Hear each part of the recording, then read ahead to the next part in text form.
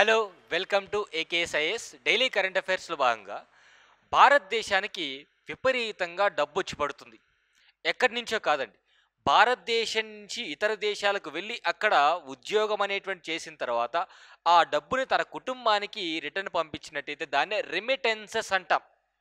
Saudi అరేబియాకు వెళ్ళేవారు కావచ్చు, అమెరికాలో ఉన్నటువంటి ఇండియన్ పీపుల్ కావచ్చు, వాళ్ళు సంపాదించినటువంటి డబ్బుని తిరిగి పంపించినట్టయితే అఫీషియల్గా దాన్ని రెమిటెన్సెస్ అంటాం.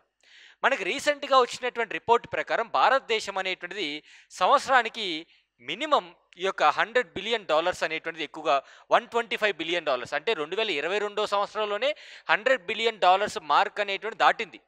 రీసెంట్గా ఇచ్చినటువంటి రిపోర్ట్స్ మీరు గమనించినట్టయితే 2023 సంవత్సరానికి ఇచ్చినటువంటి రిపోర్ట్లో కూడా భారతదేశానికి దాదాపుగా $125 బిలియన్ డబ్బు అనేది ఇతర దేశాల నుంచి మనకు వచ్చి పడుతుంది.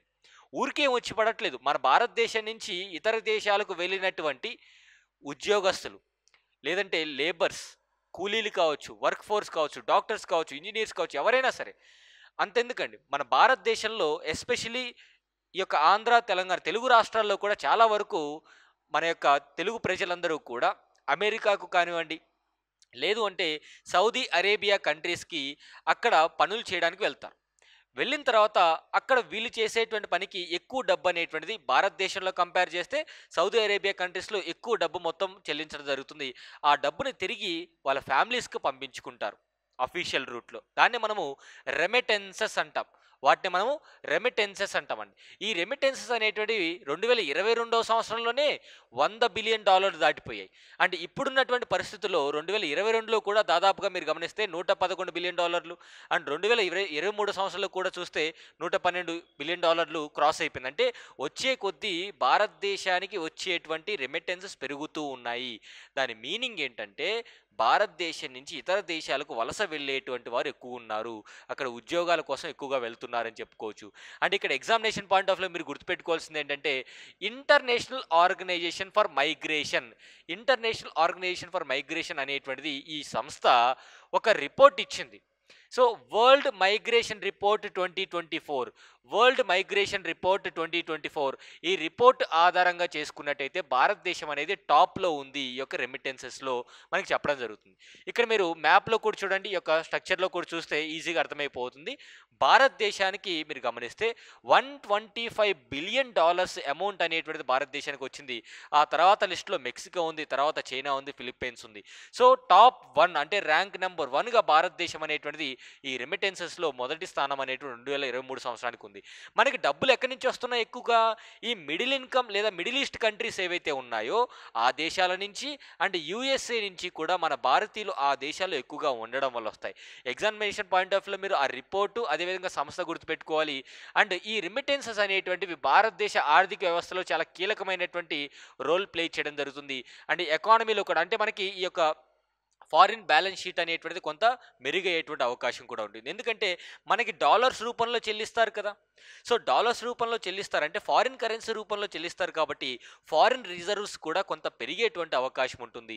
సో ఈ కాంటెక్స్ట్లో top resources of remittances to India, భారతదేశానికి ఈ యొక్క రెమిటెన్సెస్ అనేటువంటివి ఏ దేశాల నుంచి ఎక్కువగా వస్తున్నాయంటే యునైటెడ్ అరబ్ ఎమిరేటీస్ అనేటువంటి దేశం నుంచి, ఆ తర్వాత మనకి సౌదీ అరేబియా కానివ్వండి, అదేవిధంగా మనకి యునైటెడ్ స్టేట్స్ కావచ్చు, సౌదీ అరేబియా కావచ్చు, Oman and Kuwait.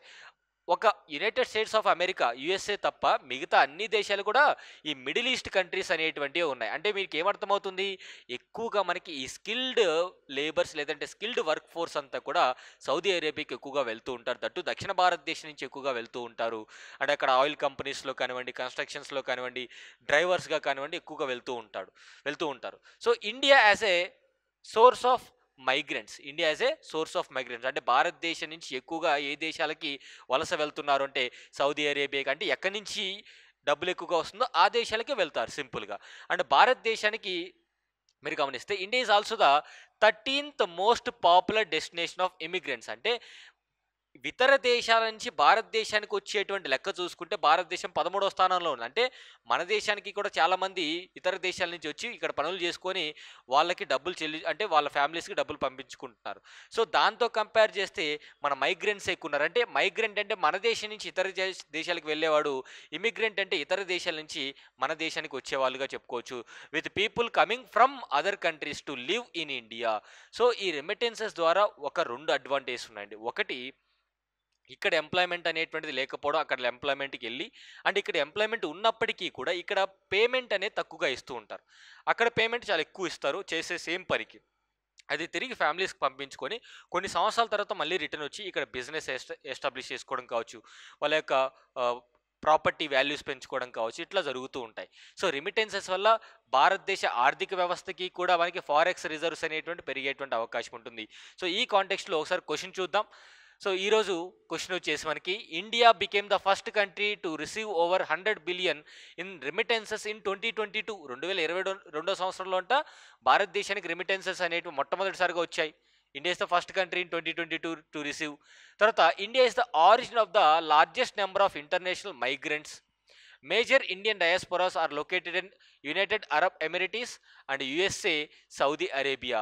How many of the above statements given are correct? So, ఇవి కమెంట్ రూపంలో మీ ఆన్సర్ తెలియజేయండి. Thank you so much.